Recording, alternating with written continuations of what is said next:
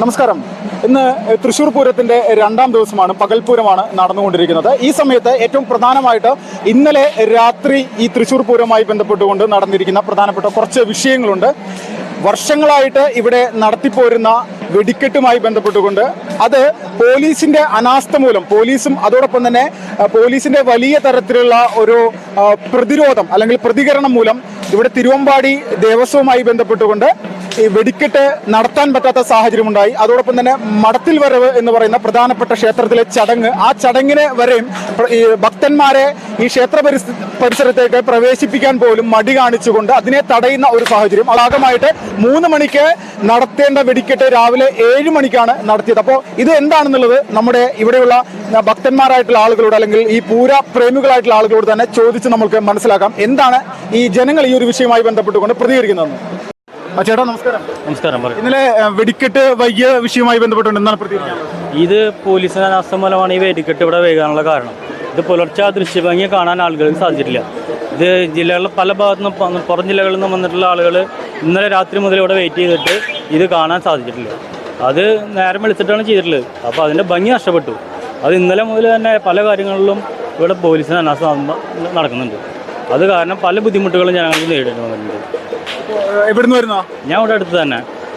ഇതിൽ വലിയൊരു ബുദ്ധിമുട്ട് പൂരപ്രേമികൾക്ക് ഉണ്ടായിട്ടും നിങ്ങൾ തർക്കില്ല? തീർച്ചയായും എല്ലാ പൂരപ്രേമികൾക്കും ഇത് ബുദ്ധിമുട്ട് തന്നെയായിട്ടുണ്ടായിട്ടുള്ളത്.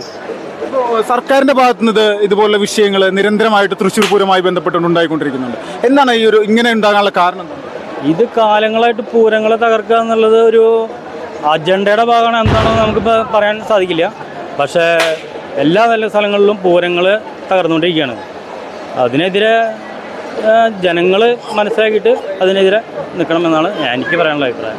ഈ ആനകളെ എഴുന്നള്ളിപ്പിക്കുന്ന വിഷയം, അതോടൊപ്പം വെടിക്കെട്ടിന് നിരോധനം ഏർപ്പെടുത്തുക, അങ്ങനെ ഒരുപാട് കാര്യങ്ങൾ ഇപ്പോൾ ഈ കഴിഞ്ഞൊരു 2 വർഷമായിട്ട് ഉണ്ടായിക്കൊണ്ടിരിക്കുന്നുണ്ട്. ഇപ്പോൾ ഒരു പൂരപ്രേമി എന്നുള്ള നിലയിൽ താങ്കൾക്ക് എന്താണ് ആ ഒരു വിഷയം? ആനകളെ എഴുന്നള്ളിക്കുന്ന അതിൻ്റേതായ രീതിയിൽ എഴുന്നള്ളിക്കാനും അത് ആചാരപരമായിട്ട് നടത്തുന്നതിനും ഒരു തടസ്സവും പാടില്ല എന്നുള്ളതാണ് എൻ്റെ അഭിപ്രായം. ഇത് തടസ്സം വരുത്തുന്നവരെ അത് ജനങ്ങൾ തിരിച്ചറിയണം എന്നുള്ളതാണ് എനിക്ക് പറയാനുള്ളത്. ഇപ്പോൾ ഈ ഇന്നലെ വെടിക്കെട്ട് മാത്രമല്ല, കൂടാതെ ഈ മടത്തിൽ വരവ്, അതോടൊപ്പം ഈ പന്തല്, തിരുവമ്പാടി ദേവസ്വം ബോർഡിൻ്റെ ഇതൊക്കെ ഓഫ് ചെയ്യുന്നൊരവസ്ഥ, ഭക്തജനങ്ങളെ ഇങ്ങോട്ട് പ്രവേശിപ്പിക്കാൻ പറ്റാത്തൊരു സിറ്റുവേഷനൊക്കെ പോലീസിൻ്റെ ഭാഗത്തുണ്ടായിരുന്നു. അപ്പോൾ ഇത് നിരന്തരമായിട്ട് നടക്കുന്നത് നമ്മൾക്കൊരു പ്രതിസന്ധിയാണ് പൂരത്തിന്. അത് തീർച്ചയായും പൂരത്തിന് പ്രതിസന്ധിയാണ്. അതിനെതിരെയൊക്കെ തൃശ്ശൂർക്കാരും മാത്രമല്ല, അത് കേരളത്തിലുള്ള എല്ലാ പൂരപ്രേമികളും ഇതിനെതിരെ പ്രതികരിക്കണം എന്നുള്ളതാണ് എനിക്കുള്ള അഭിപ്രായം. ചേച്ചി നമസ്കാരം. നമസ്കാരം. കണ്ടിരുന്നോ വെടിക്കെട്ട്? കണ്ടിരുന്നോ? കല്ല് കാണാൻ പറ്റിയില്ല, ലേറ്റ് ആയി, കാരണം തിരിച്ചു പോകേണ്ടി വന്നു. എങ്ങനെ വിഷമായോ? എന്താ ഫസ്റ്റ് ടൈമാണ്, ഇതുവരെ വന്നിട്ടുണ്ടായിരുന്നില്ല. അപ്പൊ ഇപ്രാവശ്യം നിർബന്ധിച്ചിട്ട് വന്നതാണ്.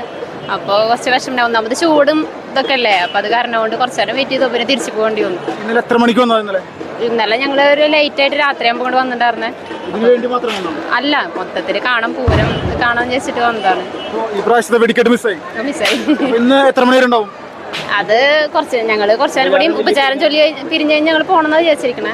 പിന്നെ ചൂടല്ലേ, അപ്പൊ അധികം നേരം നിൽക്കാനും സ്റ്റേജിൽ നിൽക്കാനൊന്നും വലിയ ഇതില്ല. എന്താണെങ്കിലും ഈ വെടിക്കെട്ട് വൈകിയത് ഭക്തജനങ്ങൾ അല്ലെങ്കിൽ പൂരപ്രേമികളെ സംബന്ധിച്ച് വലിയൊരു പ്രതിസന്ധിയായി എന്നുള്ളതിൽ തർക്കമില്ലല്ലേ? ഇല്ല.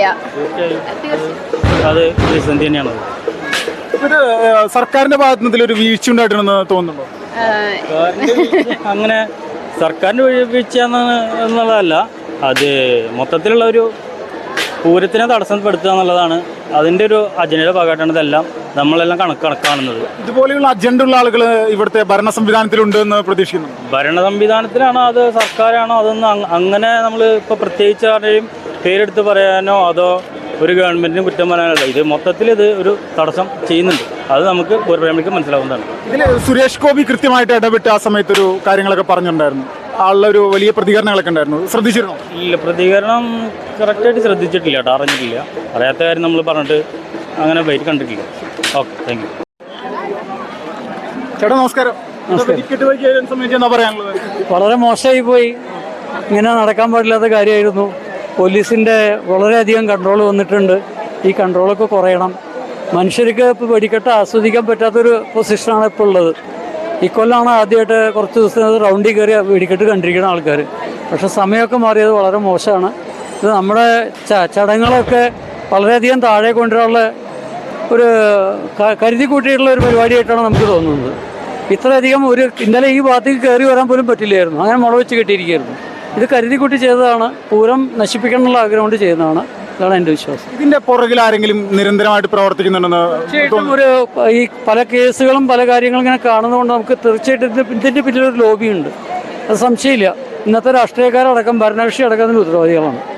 ഇപ്പോൾ ആനകൾ എഴുന്നള്ളിക്കുന്ന വിഷയം അല്ലെങ്കിൽ മറ്റ് വെടിക്കെട്ട് പല ക്ഷേത്രങ്ങളിലും നിരന്തരമായിട്ട് ഇത് റദ്ദാക്കുന്ന ഒരു നയം സർക്കാരിന്റെ ഭാഗത്തുനിന്നുണ്ട്. എന്താണ് അതിനെ പറ്റിയുള്ള അഭിപ്രായം? ഇത് വളരെ തെറ്റായ കാര്യമാണ്.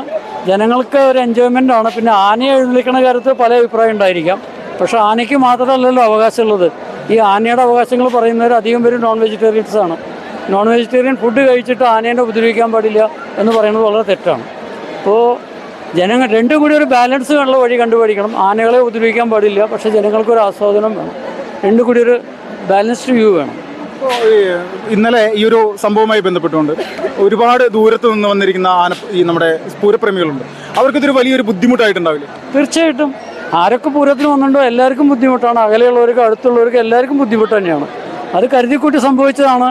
ഇന്നലെ കുടമാറ്റത്തിന് ശേഷമാണ് ഇങ്ങനെ ഒരു സംഭവം ഉണ്ടായത്. ഇപ്പോൾ കുടമാറ്റത്തിലത്തെ പല സംഭവങ്ങളും കണ്ടിട്ട് രാമലല്ലയുടെ കാര്യങ്ങളൊക്കെ അവതരിപ്പിച്ചപ്പോൾ ഇവിടെ ഒരു പ്രത്യേക ലോബി ഉണ്ടായിരുന്നു. രാമക്ഷേത്രം പണിയത് കേരളക്കാർക്ക് യാതൊരു ഇൻട്രസ്റ്റ് ഇല്ലാത്തൊരു കാര്യമാണെന്നുള്ളത്. ആ ലോബിയുടെ വാദം ഇന്നലെ പൊളിഞ്ഞു. ആ ഒരൊറ്റ കാരണം കൊണ്ടാണ് ഇന്നലെ രാത്രി വെടിക്കെട്ടിന് മുടക്കുണ്ടാക്കിയത്. ഇപ്പോൾ ഈ നമ്മുടെ അയോധ്യയിലെ രാമക്ഷേത്രത്തിന്റെ വിഷയവുമായി ബന്ധപ്പെട്ടുകൊണ്ട് കുടമാറ്റടക്കമുള്ള കാര്യങ്ങൾ ഉണ്ടായിരുന്നല്ലോ. പക്ഷേ ഇത്ര സമയമായിട്ട് ഇവിടുത്തെ ഇടതുപക്ഷത്തിന്റെയും വലതുപക്ഷത്തിന്റെയും കോൺഗ്രസിന്റെയും ഇവിടുത്തെ സ്ഥാനാർത്ഥികളോ നേതാക്കന്മാരും തന്നെ ഇതിൽ പ്രതികരിച്ചിട്ടില്ല. പേടിയാണോ ഹിന്ദു സമൂഹത്തിന്? തീർച്ചയായിട്ടും പേടിയാണ്. ഇലക്ഷൻ വരുന്നുണ്ട്, അല്ലെങ്കിൽ അവർ പ്രതികരിച്ചതിന്. ഇലക്ഷനിൽ വോട്ട് വേണമല്ലോ.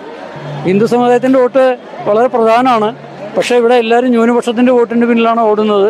പക്ഷേ ഇന്നിപ്പോൾ ഹിന്ദു സമുദായത്തിൻ്റെ വോട്ട് ഈ പൂരമൊക്കെ മുടങ്ങിയാൽ ഹിന്ദു സമുദായം തീർച്ചയായിട്ടും പ്രതികരിക്കും. അതാണ് കാരണം. ഇപ്പോൾ പ്രഭു ശ്രീരാമനെയും രാമായണത്തെയൊക്കെ അപമാനിച്ച ആളാണല്ലോ നമ്മുടെ ഇവിടുത്തെ നിലവിലെ MLA. അദ്ദേഹത്തിൻ്റെ ഒരു പ്രതികരണങ്ങളൊന്നും ഈ ഒരു വിഷയമായി പൂരവുമായി ബന്ധപ്പെട്ടുകൊണ്ട് ഉണ്ടായിട്ടില്ലല്ലോ. അത് ശരി, ചില കാര്യങ്ങൾ കഴിഞ്ഞു പോയാൽ നമ്മളത് മറക്കണം. എല്ലാ ദിവസവും അത് പറഞ്ഞുകൊണ്ടിരിക്കാൻ പറ്റുള്ളൂ. അത് കഴിഞ്ഞ 2-3 മാസമായി. അതിപ്പോൾ അദ്ദേഹം പറഞ്ഞത് തെറ്റാണ്. അവരുടെ പാർട്ടികളൊക്കെ അന്ന് മാപ്പ് അപേക്ഷിച്ചു. അപ്പോൾ അതിൽ നമ്മൾ അവസാനിപ്പിക്കണം. ഇലക്ഷനുമായി ബന്ധപ്പെട്ടുകൊണ്ട് ഹിന്ദു സമൂഹം അത് ഓർത്തിരിക്കണ്ടേ? ഹിന്ദു സമൂഹത്തിന് അങ്ങനെ ഒരു വിചാരം ഒരിക്കലും ഉണ്ടാവാറില്ലല്ലോ. ഹിന്ദു സമൂഹത്തിന് അങ്ങനെ ഒരു വിചാരം ഉണ്ടെങ്കിൽ എന്താ ന്യൂനപക്ഷത്തിൻ്റെ വോട്ടിന് വേണ്ടി എല്ലാവരും ഓടില്ല. ഹിന്ദു സമുദായം അങ്ങനെ പ്രതികരിക്കാറില്ല. അവർ തൽക്കാലം ഒന്ന് പ്രതികരിക്കും, കുറച്ച് ദിവസം കഴിഞ്ഞാൽ എല്ലാം മറന്നുപോകും.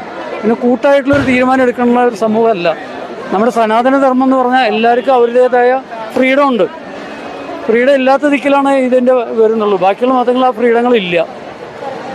നമസ്കാരം. എനിക്ക് മലയാളം അറിയില്ല, ഞാൻ ഹിന്ദിയിൽ സംസാരിക്കാൻ പറ്റും. ஹிந்தியில் தான் சம்சாரிக்கும்.